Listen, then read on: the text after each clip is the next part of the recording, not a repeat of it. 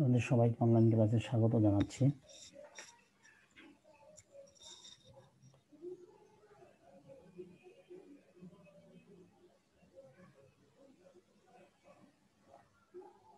আজ তোমাদের পদার্থবিজ্ঞান প্রথম পত্রের 6ষ্ঠ অধ্যায় মহাকর্ষ অভিকর্ষ অধ্যায় 2 নং ক্লাস নিব।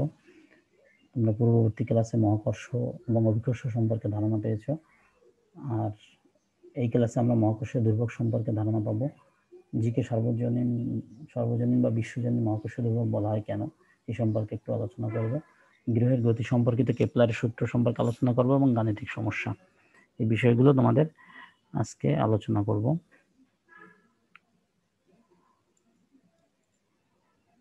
প্রথমে আমরা আসি জি এর সংজ্ঞা।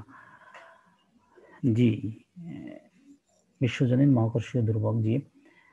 জি এর সংজ্ঞা হচ্ছে দুটি 1 কেজি ভরের বস্তু পরস্পর থেকে 1 মিটার দূরে স্থাপন করলে তারা পরস্পরকে যে বলে আকর্ষণ করে তাকে মহাকর্ষীয় দুর্ভোগ বলে আমরা। জি এর সমীকরণ যেটা, অর্থাৎ নিউটনের মহাকর্ষীয় সূত্র F সমান G into m1 m2 by d square, সেটা সম্পর্কে জানি। তাহলে সেখানে F সমান G into m1 m2 by d square, ওখান থেকে যদি আমরা G কে নেই বাম পাশে, G কে বাম পাশে নিলে আমরা পাবো F d square by m1 m2। এখানে m1 এবং m2 এর মান যদি আমরা ধরে নেই যে দুইটার মান হচ্ছে 1 কেজি, অর্থাৎ দুইটা ভরের বস্তু, সেই বস্তু দুটোর প্রত্যেকটার ভর ধরে নিলাম আমরা 1 কেজি এবং তাদের মধ্যবর্তী দূরত্ব ডি কে ধরে নিলাম আমরা 1 মিটার দূরত্ব, অর্থাৎ দুইটা 1 কেজি ভরের বস্তুকে আমরা যদি 1 মিটার দূরত্বে স্থাপন করি তাহলে জি সমান পাবো আমরা এফ। জি সমান আমরা এফ পাবো হচ্ছে এফ, দেখো এই সূত্র থেকে এফ সমান G into m1 m2 by D square, এখানে 1 এখানে 1, m1 এবং m2 এর মান হচ্ছে 1 কেজি, ডি এর মান হচ্ছে 1 মিটার, তাহলে এই পুরো অংশটার মান হয়ে যাবে 1। তাহলে এইটা যদি 1 হয় তাহলে লেখা যায় কি এফ সমান জি, অর্থাৎ যে পরিমাণে আকর্ষণ বল কাজ করবে সেই আকর্ষণ বলটা হচ্ছে সেই মহাকর্ষীয় ধ্রুবকের সমান। আন্তর্জাতিক পদ্ধতিতে হিসাব করে জি এর মান পাওয়া গেছে 6.673 into 10⁻11 newton metre square per square kg. তাহলে এখানে এই মানটাকে হিসাব করে, অর্থাৎ 1 কেজি ভরের দুইটা বস্তুকে যদি পরস্পর থেকে 1 মিটার দূরত্বে স্থাপন করা হয়, সে যে কোনো ধরনের বস্তুই হোক না কেন, কারণ আমরা জানি যে জি এর মান ধ্রুবক, এটি বস্তুর প্রকৃতির উপরে নির্ভর করে না, কাজেই যে কোনো ধরনের দুইটা 1 কেজি ভরের বস্তুকে যদি পরস্পর থেকে 1 মিটার দূরত্বে স্থাপন করা হয় তাহলে হিসাব করে পাওয়া গেছে যে এর মান হবে এটা 6.673 ইন্টু 10⁻11। তাহলে এইটা হচ্ছে জি এর মান। এর একক হচ্ছে, দেখো এখানে এইটাকে একক বলে, এই এককটা হচ্ছে newton metre square per square kg. আমরা এখান থেকে এককটাকে বের করতে পারি। জি সমান কি লিখতে পারি, জি সমান F D square by m1 m2।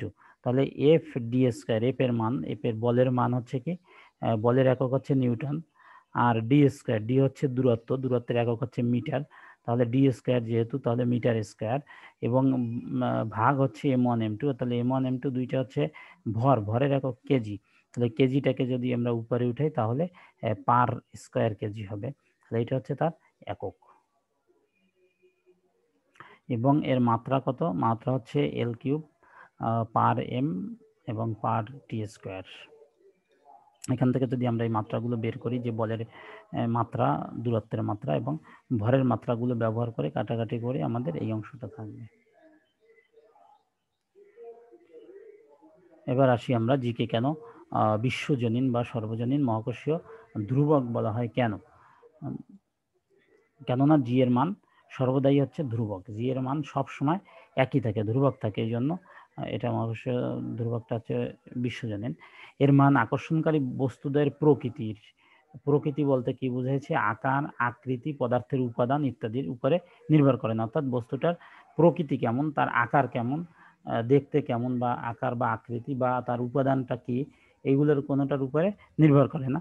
তাছাড়া মধ্যবর্তী মাধ্যমের প্রকৃতি, মধ্যবর্তী মাধ্যম কি, যে দুইটা বস্তু রাখা আছে, দুইটা বস্তু মাধ্যম যদি বাতাসে থাকতে পারে অথবা অন্য কোনো জায়গায় থাকতে পারে, যে মাধ্যমে অবস্থিত হোক না কেন বা পানির ভিতরে অবস্থিত হোক না কেন, তাহলে তার প্রবেশ্যতা, প্রবণতা বা দিকদর্শিতা ইত্যাদির উপরে নির্ভর করে না। তাই জিকে বিশ্বজনীন মহাকর্ষীয় ধ্রুবক বলা হয়।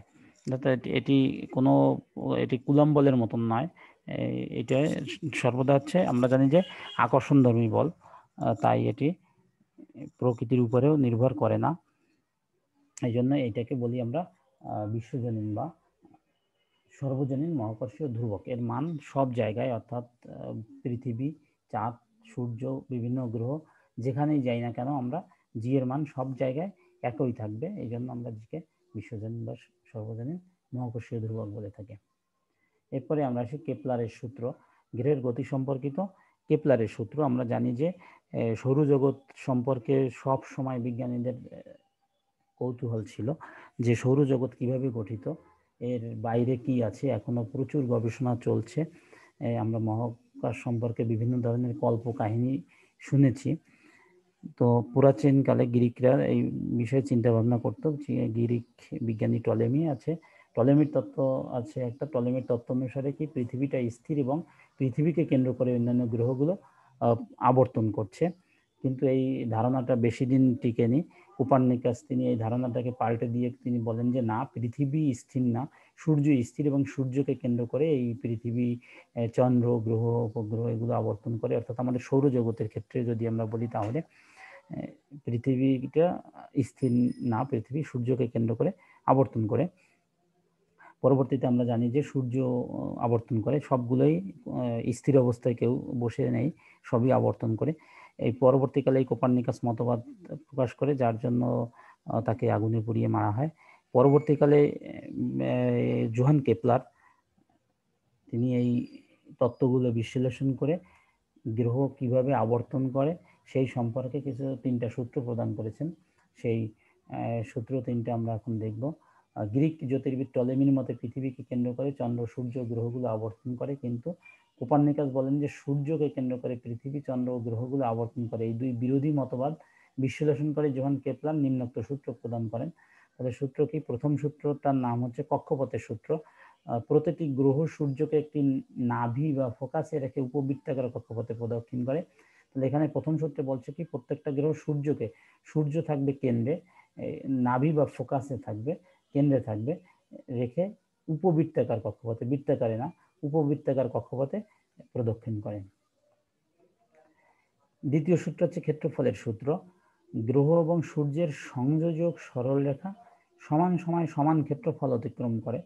গ্রহ এবং সূর্যের সংযোগ রেখা, সূর্য থাকবে ফোকাসে, সেই ফোকাস থেকে গ্রহের যে দূরত্ব নির্দিষ্ট সময়ে আর যত দূরত্ব যাবে সেই সমান সময় সমান ক্ষেত্রফল অতিক্রম করে, অর্থাৎ ক্ষেত্রফল হবে সমান।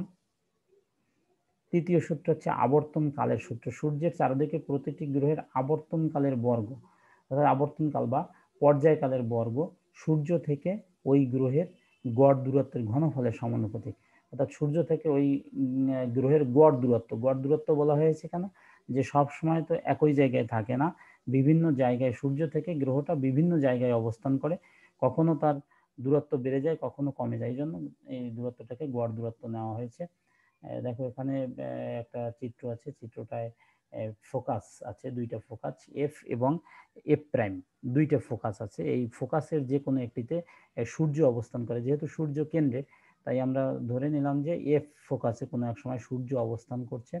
তাহলে এফ কে কেন্দ্র করে এই গ্রহগুলো, এই যে পি কিউ তারপরে আর এস, এগুলোকে আমরা যদি গ্রহ বলি, তাহলে এই সূর্যকে কেন্দ্র করে একটা উপবৃত্তাকার কক্ষপথে আবর্তন করছে।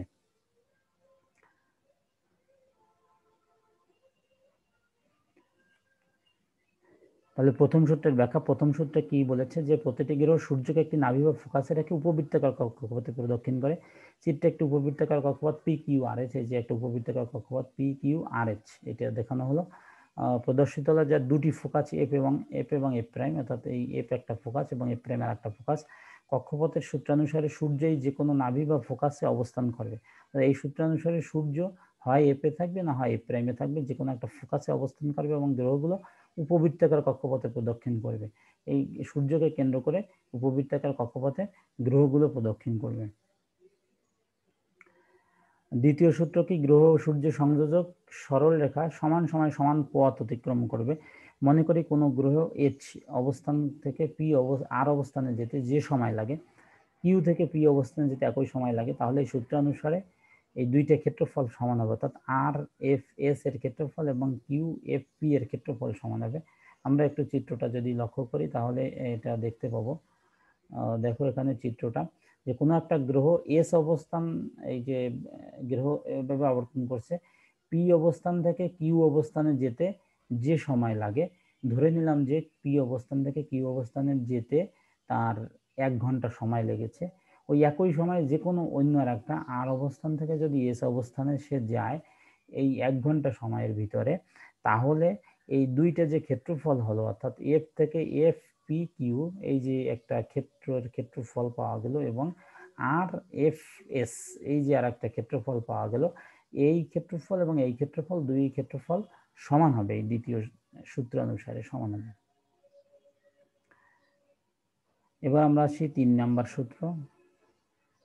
3 নম্বর সূত্রে কি বলছে, যে আবর্তনকালের সূত্র বা পর্যায়কালের সূত্র, সূর্যের চারদিকে প্রতিটি গ্রহের আবর্তনকালের বর্গ সূর্য থেকে এই গ্রহের গড় দূরত্বের ঘনফলের সমানুপাতিক। আমরা ধরে নেই যে গ্রহগুলো উপবৃত্তাকার কক্ষপথে পরিভ্রমণ করে, মনে করি গ্রহ ও সূর্যের গড় দূরত্ব আর।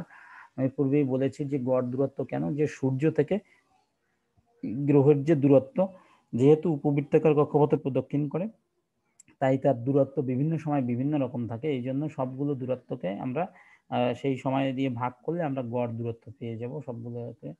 তাহলে গ্রহের আবর্তনকাল বা পর্যায়কাল যদি আমরা টি ধরি, তাহলে সূত্র অনুসারে কি লেখা যায়, টি স্কোয়ার সমানুপাতিক আর কিউব, অর্থাৎ আবর্তনকালের বর্গ বা পর্যায়কালের বর্গ হবে সূর্য থেকে ওই গ্রহের গড় যে দূরত্ব তার ঘনফলের সমান, ঘনফল মানে হচ্ছে কিউব, তাহলে টি স্কোয়ার সমানুপাতিক আর কিউব।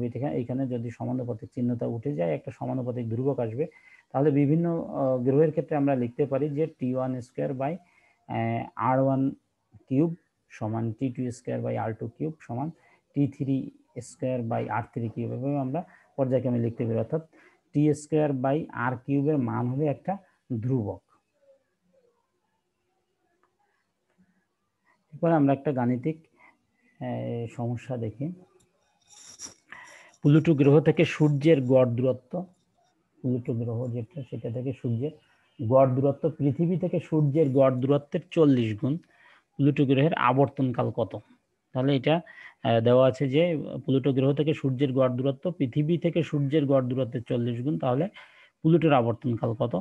এখানে আমরা ধরে নিলাম যে প্লুটো গ্রহের আবর্তনকালকে ধরে নিলাম T1, প্লুটো গ্রহের আবর্তনকাল T1 এবং পৃথিবীর আবর্তনকালকে ধরে নিলাম T2। কিন্তু এখানে বলা নাই, কিন্তু আমরা জানি যে পৃথিবীর আবর্তনকাল কত, 1 ইয়ার, 1 বছরে প্রদক্ষিণ করে। তাহলে T2 সমান 1 ইয়ার, এবং সূর্য হতে প্লুটোর গড় দূরত্বকে ধরে নিলাম R2 R1, এবং সূর্য হতে পৃথিবীর গড় দূরত্ব R2।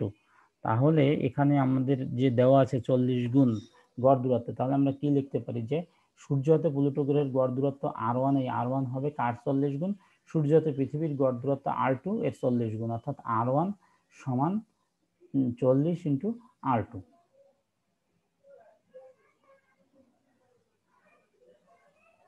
এবার কেপলারের আমরা তৃতীয় সূত্র ব্যবহার করতে পারি। কেপলারের তৃতীয় সূত্র অনুসারে টি স্কোয়ার সমানুপাতিক আর কিউব। তাহলে এইখান থেকে আমরা কি লিখতে পারি, এই সমানুপাতিক চিহ্ন উঠে গেলে, আমি একটু আগেই তোমাদের বলেছি যে সমানুপাতিক চিহ্নটা উঠে গেলে একটা ধ্রুবক আসবে, তাহলে যে কোনো গ্রহের ক্ষেত্রে লেখা যাবে T1 square by R1 cube সমান T2 square by R2 cube.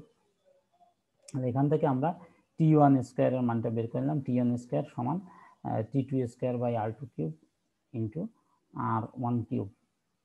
তাহলে এই মানগুলো আমরা যদি সব এখানে বসিয়ে দেই, তাহলে আমরা পাবো 253 ইয়ার, অর্থাৎ T1 হচ্ছে 253, অর্থাৎ প্লুটো গ্রহের আবর্তনকালকে আমরা ধরে নিয়েছিলাম T1, তাহলে T1 এর মান হবে 253 বছর।